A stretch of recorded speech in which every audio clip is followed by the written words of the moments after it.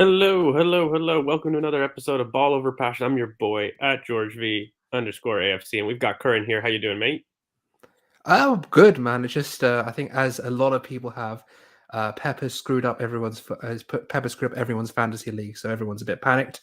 But yeah, let's talk about Arsenal for once because I think everyone's a bit pissed at the moment. So let's get on before these 3 o'clock games get going. You know what? Look, I am ecstatic for this game. I have said very boldly that Chelsea is the easiest top four side to face right now, and I can't wait to get into why and really to get into the tactics in terms of what we can expect from them and in terms of what Arsenal can do to really exploit them. Because look, Curran, they've got a huge injury crisis going on right now at Graham Potter's side, and he's already, look, there's a lot of people that have levied the nickname the Tinkerer, but I really don't think more are deserving than Graham Potter. That guy changes more formations than Was I it do. 21 people and then he's already used Yeah, something like that? it is insane. That guy has a bigger walk-in closet than any ex-girlfriend that I've had. Yeah. So it's insane trying to predict what he's going to do. But like there are some fundamentals that we know he'll stick with. We know he will operate with a back three. We know he will operate with some sort of width in the form of a wing back pairing, even traditional or not. But and what we do know is that his attacking patterns lack that kind of width, and they don't like to score goals. And so we'll try to maybe dissect some interesting tidbits in terms of personnel decisions from our end, what we can expect to see, in terms of Arsenal and the narrative that it does. Maybe we should start there because narrative's easy and then tactics are harder to go. But like Yeah. when you have a look at it, Stamford Bridge has been an excellent hunting ground for Arsenal ever since we haven't lost there since 2018. We now have the opportunity to go 3 for 3 wins at the bridge. And, it's kind of impressive when you have a look at it. Arsenal aren't afraid at that ground. Now, when you look at the head to head between Potter, oh my God, Well, wow, bless you. Jesus, welcome fall. Sorry, but I was saying in the head to head to Graham Potter and McKellen, it's actually been quite competitive. So Yeah.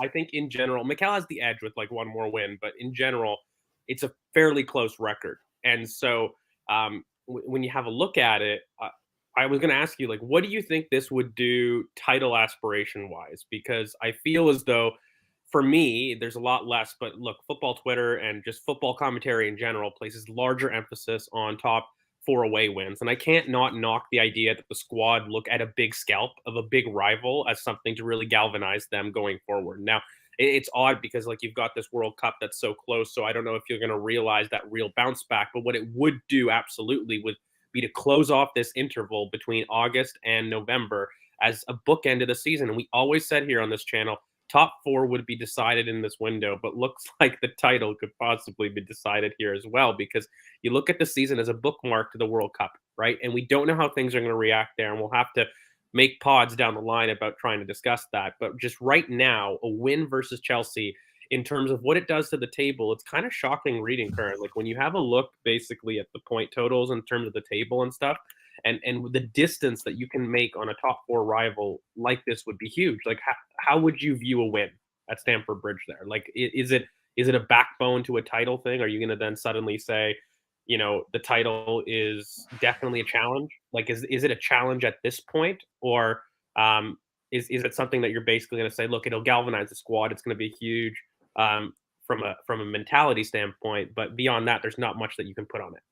I mean, let's not mess around here. We are in a title challenge. It's just happening.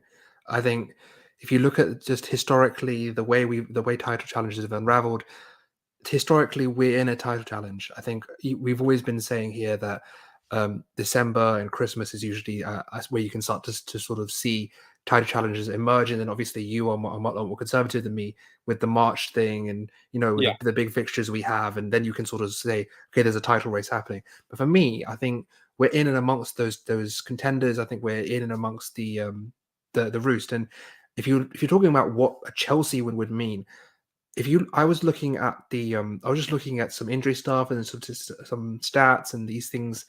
um I was looking at Scott Willis earlier, and Scott Willis was saying, statistically we have a 40.1% chance of winning this game away from home, as opposed to 39% for them. And to go away from home in a big six encounter and be the favorites on Yeah. paper, I think that's that's a pretty massive statement for me. Obviously, we'll get into the tactics and how we can win this game, but it comes down to it. You look at what Mikel and this team is strong against. Three at the back teams.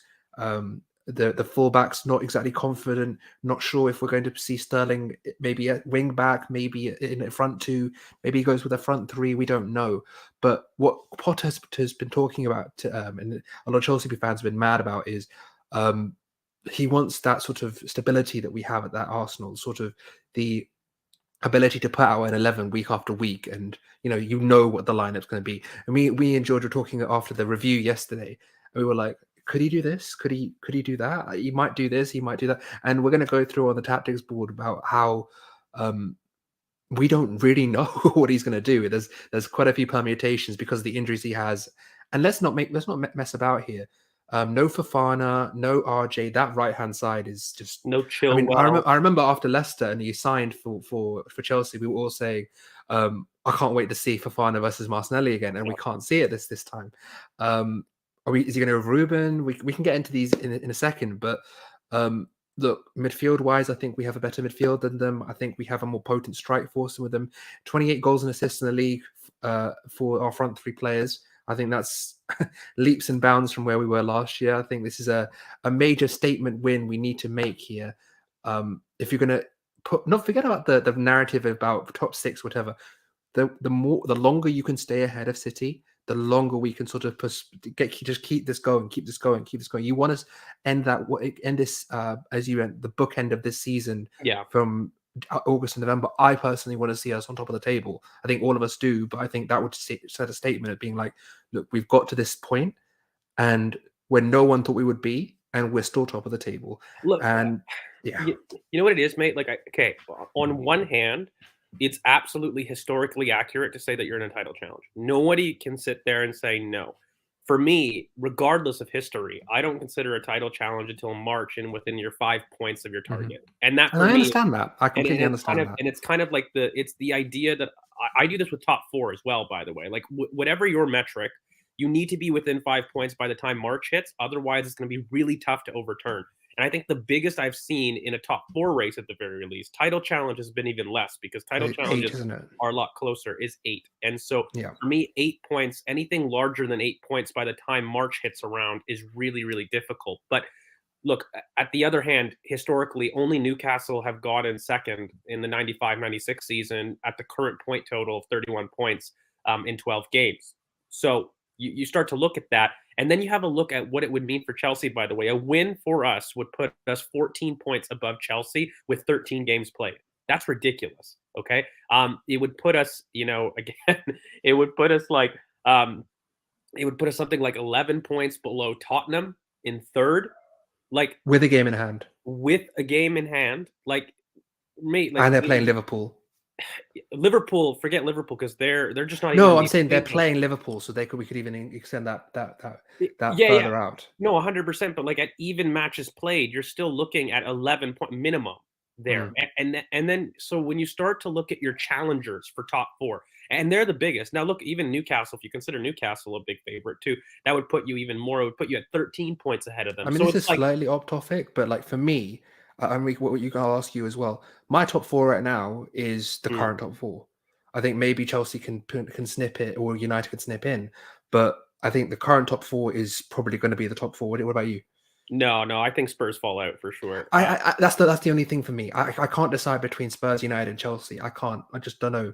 That fourth spot is kind of a bit up for grabs. No, don't worry, you haven't missed much. Don't worry. You haven't missed much. We haven't gotten into the tactics quite yet, but like, look. So fundamentally, like, I guess the point that I'm trying to make, right, is we could get 34 points with a win. Okay, that would put you 10 points above Newcastle, just factually, right from the bump.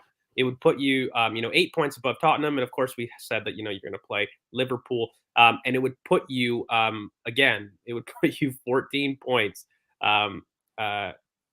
Ahead of Chelsea, or 13 points, 13 points ahead of Chelsea at this stage of the season with 13 games played on your top four rivals to have roughly an average of 9 to 10 points above your top four rivals with 13 matches played. It's ridiculous. Like it can't be. I don't think if we win if we get to this sore point by the World Cup, or about 15 points or fourth, I don't think we're in a top four race. No, but I don't think Me we are now. personally. So, like, this is I don't what think we I are now, actually but I'm just saying at that bookend of mark yeah. we're saying.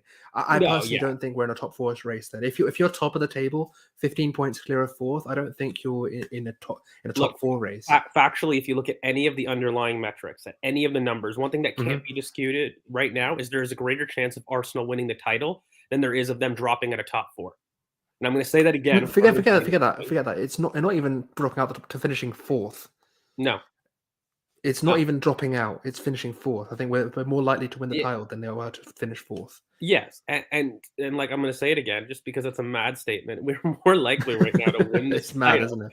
than to Yeah. drop down to 4th. Like, that is a crazy amount of odds, and then in the remaining 26 games that we have left, we have to win 14 in order to get last year's top 4 total of 71 points.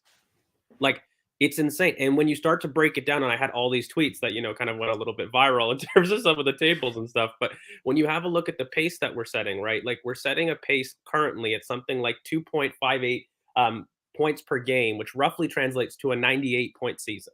That's insane. That's And then when you start to drag it back out to the infinite Boxing Day table of 2020, and you start to a look at second. a Yeah. sample of almost 2 years, we're nearing on 2 years sample at this point. We are still second behind Manchester City, and we have overtaken Liverpool at a point total with just context that would put you on average this season for 95 points, taking in that average sample from before. So look, this is not form. It's very We're fair a good for team. fans. And I'm putting this point across because I don't agree with the fans. So I don't want people to say that I'm biased, but it's very fair. I'm not going to knock Arsenal fans for basically saying we're in a title challenge. I'm I not. mean, I am Um, saying it. I mean, I know you guys aren't, but I am. I think yeah. we are there. I And think we're and it, 12, 13 games in and you're above Man City at this point. I think you can start to say, look, there's got to be and something going on here. And those are the numbers to back up that you're not crazy. Like, it's not emotion. Like, those are numbers to absolutely put it. Now, for me, I'm just going to end because we should get into the tactics. But look, fundamentally for me, we aren't in a title challenge until we hit that metric in March. And also, a big thing that I really don't agree with is just this idea that a team can sustain a title challenge for the first time on the youngest squad in the league. Like, it is a tough ask. Like, regardless of what you say, it's not impossible. But for me, experience counts. We saw what it was going to be saying it before. So I think that the experience of a title challenge, Manchester City having done this for so long, it definitely is something to have a question mark about. But I won't say title challenge until March. That we're within 5 points of the league, 8 points even. That's fine. I've seen teams overcome an 8 point deficit since March. So if we can sit there, we can do that. I think it's indisputed that we are in a title challenge. Whether you make it or not, it doesn't matter. But no one can banter you or say anything if you're within that metric by March. So By for the me, way, let's be clear, right? Because I said it last November that we'd be in a title challenge this year. yeah, I think we a lot of people called me crazy. I think a lot of people were looking. I obviously thought we would have Champions League football and kind of go on from there and have a different route. But I do think we're in a title challenge. I think this is a quite clear metric, and I do think we need to move into the tactics. But the well, last thing I'm going to say look, on this is just quickly that this team is young. This team will also go as far as we go in January as well. I mhm. think if we can, I personally have my own ideas. I think George has different ones in terms of targets. We can discuss that after the World Cup. But for me, I think this team, if it wants to, if it can go to for the title, bringing in an experienced head for that can sort of steady the ships in nervous times would help. But we'll see what happens in January as well. So but yeah, tactics. Let's get into some tactics Well, because I yeah. think So we've just as gone a far enough. quick bridge, just to get everybody through, everybody, by the way, that's not a pun. Don't you dare do that as a pun. But when you have a look at their home record, right? They haven't lost at home for all the things. Chelsea haven't lost at home in the league quite yet. They've played 5 games, 11 points, and away they've played 2 more games. So they've played 12 or 11 games rather. They've played 11 games kind of away and they've dropped more points there. I mean, they've still got 10 points. So it's just they've lost 3 times away. They're kind of coming back off a form chart of having lost recently with 2 draws behind them and then 2 wins previous to that. So when you have a look at kind of their danger men, Mason Mount, 2 goals and 2 assists in the league and 12 starts, and look, Raheem Sterling, 3 goals and 1 assist, is their top goal scorers this season. And then you get into Kai Havertz with 3, and that's shocking. Like, they don't score, and that is the major part of their I problem. mean, are we gonna address the elephant in the room? Are we gonna talk about him? We are going to talk about him. I'm leading into that because that's going to be some of the tactics. Because when you have the entire narrative around it, look, mate, like I don't want to talk a lot about it because then it just gets into like passion and desire merchants. But fundamentally, I don't think he factors into the equation No, I in don't think terms of so this either. match. Like it's kind of I know why they did it. I know what they did for it. He is a bit of a dick for it, I will say, because it's not just the video, Well, it's he's the always been a bit of a dick. a little bit, but it's also the context of that video that came out because he clearly got a problem with Mikkel in terms of he's definitely that bitter ex. You know what he is? He is absolutely Here that we go. girl that goes back to check if she won and Yeah, realize that she got 5, she 10 did not. pounds fatter. Or when you go back and you look and you're like, "Oh, no, I won." There's a little bit of that going on, like, you've moved Mm, on past your ex and, you go back to check and look, you're in a great place right now, and you can just tell things kind of tailed off for her, and you're and this is a little bit of, a bitterness from his mm. perspective, just in general, but I don't think he factors much into the equation. No, I don't. But one thing I will say though is that what Potter does, and we know this from his background. He's someone who has this master's in leadership and emotional intelligence. He's this sort of he likes to go into that sort of uh, he's a very much a motivator and someone that is able to read the room and get his players in positions. And he will have Alba fired up for this game, 100%. He will have him fired up. I don't know whether it factors because of the way we can deal with him. The one thing he has is pacing behind. The one thing he has is the ability to get in the box and get into positions where he can just tap goals in. But we have two of the best sort of uh, highline defenders in the league in terms of as a partnership. They are on it. They are this ability to basically nullify what he brings to the table. He's not going to be able to win duels against Gabriel. He's not going to be able to outsprint Saliba. It's not going to happen. So it's not very much. Look, I just think that it's going to be an interesting game for him because I think he's not going to be able to have the success that he thinks he's going to have. This isn't Dinamo Zagreb where you can sort of just peel around in the box and try and find movement. It's going to be we're going Look, to be on him. the beauty is that you know exactly what makes Aubameyang tick from a Yep, Arsenal perspective. We we know how found him in training. explosive Don't worry. you've got two central defenders that are probably the perfect antidote for what he offers. Really Mhm. strong, physical, 1v1 specialists that love channel running. So, like, ultimately, Aubameyang's going to be their only form of width in this match, really. And I think this is a We beautiful time to neither of us really think get. he's going to play wide though.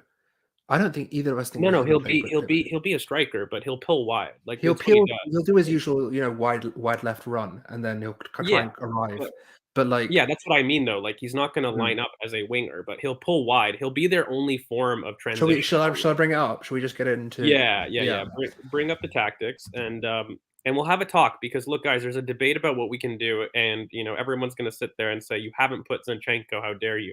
But I'm gonna put the case right now for exactly why we need to see Kieran Tierney for me here, and I'm going to be very upset with Mikel if he doesn't. I've been upset already with Kieran Tierney, but fundamentally.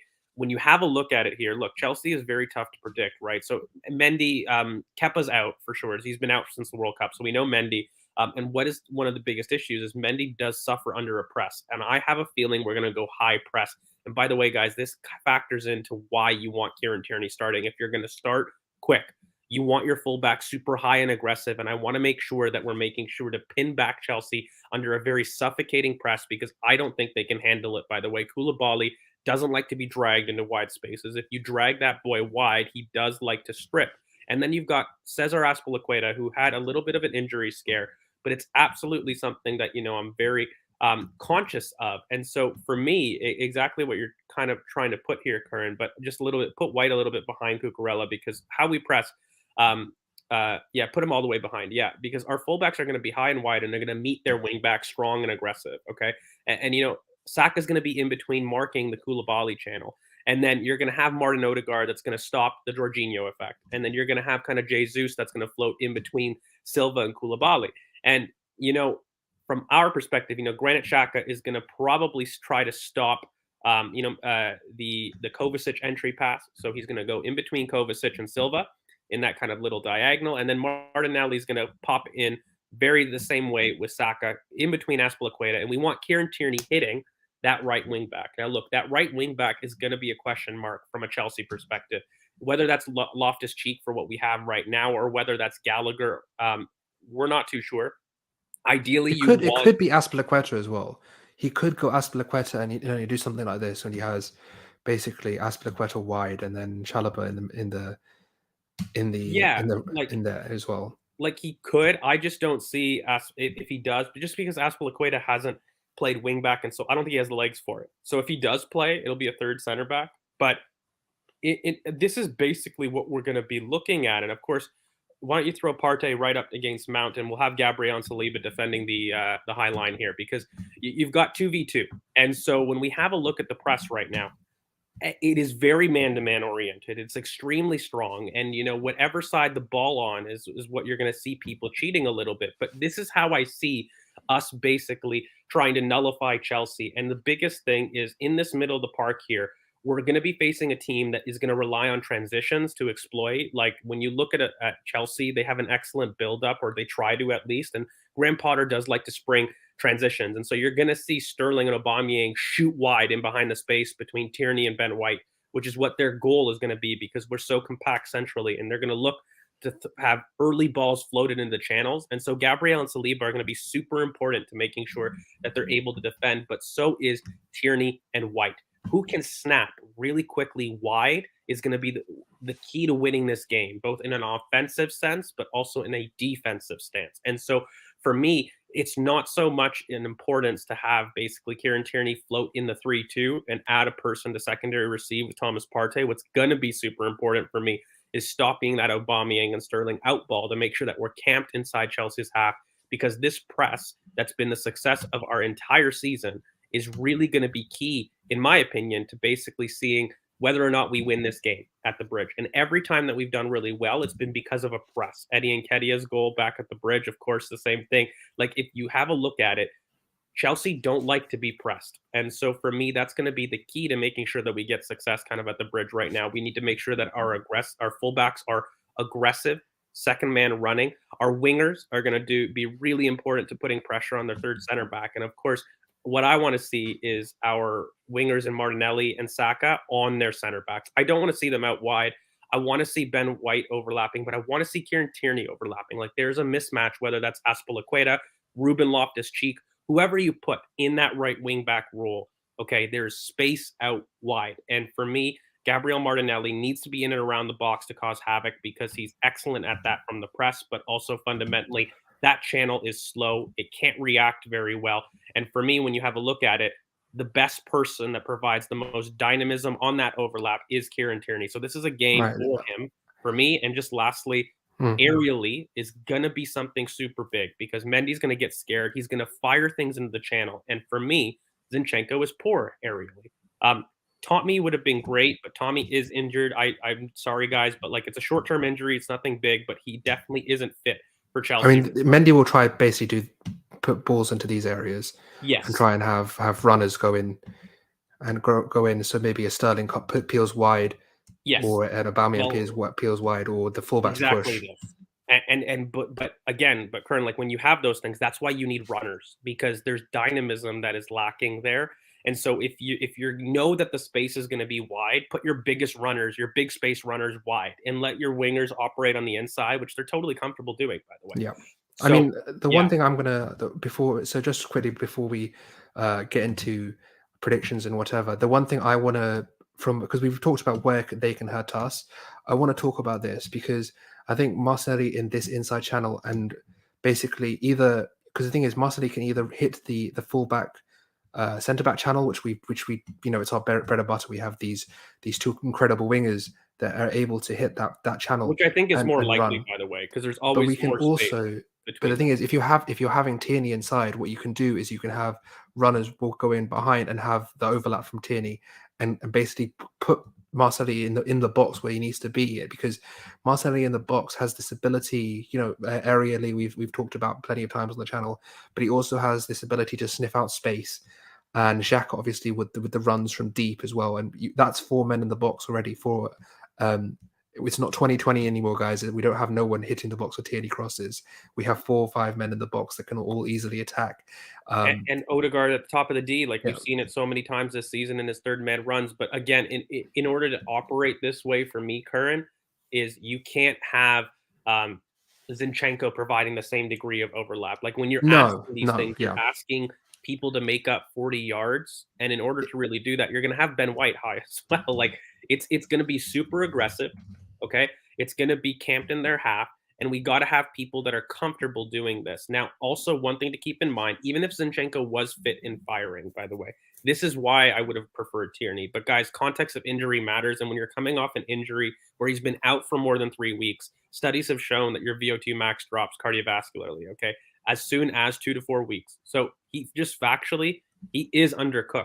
Like I'm trust me, I'm the one to constantly battle against narrative on this topic, but he has been out long enough that it's going to affect his stamina. And so for me, he really does need a bounce game back before yeah. he can really be put The in main, place. So I yeah, think Zinchenko himself, just really quickly speaking medically, he's not the greatest ready. starter Yeah, right now.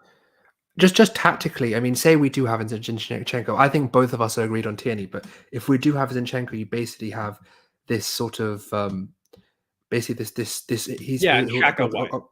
he'll be occupying these sorts of zones where we have Party in the middle and Zinchenko basically operating, and you And have sort of that then put this Shaka out wide as well, current. yeah. Shaka will Well, be out yeah, wide. yeah. Xhaka will either be out wide on That's what'll happen. in these sort of channels, or he'll peel in and come inside, and Martinelli will pull wide at times. It will depend. It depends on where basically Martinelli is on the pitch as well. Because sometimes when he receives, Martinelli goes wide and then likes to cross inside. But these two will be very very fluid if Zinchenko's on the pitch. These two can interchange. But with Tierney, it's more Xhaka making runs from deep, Martinelli coming inside, and Tierney providing that sort of, as one of my key phrases on the channel, uh, XG chances, high XG chances that are able to be replicable again and again and again. So I like this basically for, as you mentioned, big space runner in transition in these areas. Obviously, we have White doing the same thing on this side, but Marcelli back post, it will be a thing. And obviously, we have game changers off the bench, guys. We have Fabio who can come on and increase the tempo if we need to. If we have an Nketiah who can come on who loves this game. I think there's a lot of ways we can change the game off the bench. I don't think they have as many. I think they have Broha, but we don't really know where he's at. Havertz, really know where he's at. There's a lot of questions regarding, but we have players. Reese, obviously, we haven't mentioned. There's players that are available that are kind of hitting into sort of a role. I mean, I know we've not talked about Nketiah and Sambi in the best light over the last game, but these are the kind of games where you see Nketiah, he's got that attitude, that swagger that he likes. Look, He the loves these Cobham games. connection and that rejection will have Eddie up for it, Out for it, regardless. 100%, If he's 100%. coming in, he would love to come in the last 20 minutes. And look, one thing that I would do, by the way, just to finish up this tactic talk, is we've talked so much about Kieran Tierney, but I would have Zinchenko on in the last 20 minutes, death by 1,000 passes. I talk about it a lot in group chats and stuff. When you have a look at it, for me, I think starting strong is going to be super important. Carrying Mm-hmm. this press super aggressively is what's going to win this game for us. And starting quick. Graham Potter's side don't start quick themselves, so it's another thing to really play into our hands right here. But basically, get the goal ahead, and then since this team does actually struggle when it goes ahead, I think Arsenal are the best performing team in an even game state on XG in the league, which is crazy. But once we go ahead, we do struggle at times, and it's because for me we haven't quite mastered that idea of how to kill a game through possession yet, and so by doing that, you could have a substitute with Kieran Tierney tactically to funnel in Zinchenko for 20 minutes just to sit there and control possession. If that's something that, we're up 3-1, that's a little bit of a sneak peek to the predictions. But if we are up a little bit really quick off a fast start, that's something I want to see. And look, mate, like for me, be aggressive. If Arsenal turn up, we win. I really don't see a way for Chelsea to go and penetrate us, bar a chance transition, like we said, with Aubameyang or Sterling peeling wide and then quick balls out to the wings to break quickly. That is Chelsea's last hope. And for me, that's why you really want aggressive fullbacks that are big space runners to both offensively make up the numbers, but defensively as well to deal with really quick long switches to either side. And we've got our big athletes in Gabriel and Saliba that are your twin towers that will defend the channels with their life and do excellently there. So look, that's basically it for me. The only question mark, does Gallagher do a 1v1 man job on Thomas Partey? I'm not too sure because I think what they lose in possession without a Mason Mount there is crazy. He's their second top goal scorer along with Sterling. So if he And starts, he they'll does love a probably big six game. He's he does someone he that does he he steps does up. step up. Yeah. Yeah, so like I think Mount will most likely be on Partey, and I think Kovacic. He's shown that if he does play or if he's fit, he plays for Graham Potter. So I think Kovacic is a lot more important to the middle of the park for them. So I think that's why we may see what we see here. The only change is maybe Loftus Cheek instead of Aspilicueta, just to make up a midfielder. But regardless, that means that there's really poor athleticism down that right hand side, and to end, you're gonna see probably one of the favorite things on this channel that we keep doing is the Martinelli in space channel and attacking those three center backs wide, those out to in quick switches from Aaron Ramsdale. They're going to be on. And so for me, I think that we're going to see a lot of space running in that left hand side. I'm going to transition this and bridge it towards my predictions for a 3-1. I think that Bukayo Saka scores. He loves himself a big game. And I think Martinelli does too. I think that right hand side is where we're going to see the goals. There's going to be space between that right wing back and that right center back. The same is going to be the said for on the left, but I think they have a lot more athleticism on the left than they do on the right. And so for me, the biggest thing is I do want to press Jorginho off the park. We did it amazingly. He will drop between the center backs. Please press that boy. Mendy is horrible under a press. This is why I'm picking fullbacks that are so strong and aggressive, high out wide to really meet them and smash them because I want to pin them in their own half and I want to go super aggressive. I want to do what's basically given us the lead this year in the title race, and that's the press. Let's make no mistake about it. The MVP of this season is the press, not individuals. It's the press. So don't be afraid. Just because it's rivals, you don't change how you play. And let's do that 1-2 press that we love very, very quickly, right? Martin Odegaard, stop that inside channel. Be diligent in your off-the-ball running. Bukayo Saka, meet your center backs out wide. And, of course, the fullback, let's be high and wide and aggressive. But that's the way I see it. I see it a 3-1. Kepa's injured, so Yeah, he's not injured. playing. So yeah, and Curran, I'll go to you, mate. Like, what about you? We've got a 2-1 from Lucas. Shout. And that is what I am also going with. I think 2-1. For me, I agree with the press. I think that's a major thing. But the main thing for me is the space in between the channels.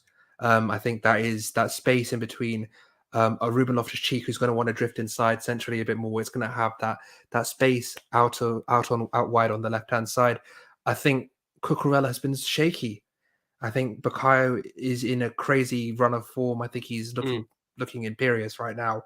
And if there was one fullback, I don't really want to go up against it.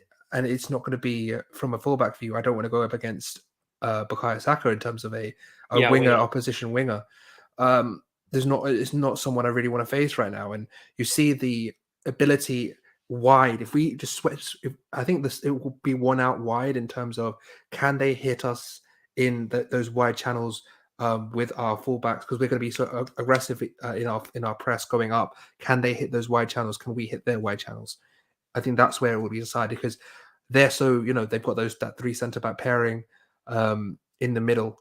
Can we basically go around them and come inside because we're so good at cutbacks, so good at crosses? I think that point is so important, Curran. Sorry, because when you talk about that though, who is the best at doing that overlap around them? And that is your Kieran Tierney's and your Ben White. Like that passage of play, I can see it so clearly. We're going to double up. We're going to create a 2-1, and then there's going to be a deep fullback run. Whether you want that coming, by the way, from Granit Xhaka, whether you want that coming from anybody, other people can do it. I would love a Xhaka dynamic goal. version I would love a Xhaka goal.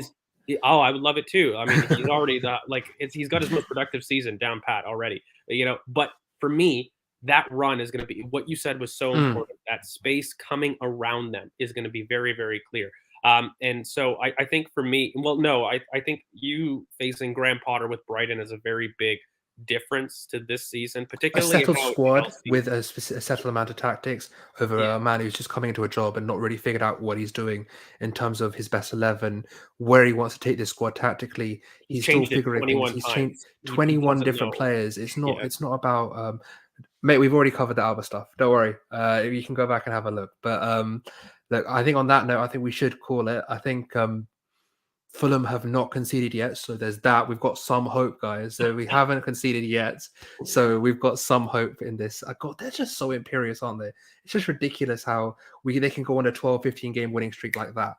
It's just No, ridiculous. absolutely. And look, I agree. I mean, I don't know, mate. Like I think three at the back teams, Arteta has always done really well. Even last year at 2021, like when we were facing like, the Villas, we do very well against three at the back, but It's also only it's Brighton that we didn't really yeah. click against, and I And think that was because but we had and that was that caveat. away. Yeah, That was away, and that was also when we left Thomas Partey on an island. And so for me, the biggest thing is we actually do really well against three at the back. But the one thing that we do is 100% a 1v1 job on the DM. Like that's super important. You're gonna see Martin Odegaard sit on Jorginho. That's gonna be a 1v1 battle that we have to do. It's gonna be really important in a three at the back system because that one DM that likes to drop, we have to stop the pass into Kovacic, who is their release valve. It's going to be very similar to back when we played Manchester City when we did his a carrying 1v1 ability on is Rodri. what in his Um, escaping the press will be interesting. Like yeah, he's a very good carrier. yeah, like back at City, what they did was they asked Bernardo Silva to drop deep, and Chelsea do a very similar role where they ask Kovacic to kind of help dribble them out of situations. He doesn't have the best presence of mind to lay it off properly, but he's a No, great dribbler in tight spaces. So I think making sure to kind of block off that secondary pass to Kovacic is going to be super important. But Martin Odegaard has to have a really good game. He's going to be so important having a 1v1 on uh, Jorginho. on Jorginho. But lastly, look, Gabriel Jesus, I think there's a goal for Eddie Nketiah.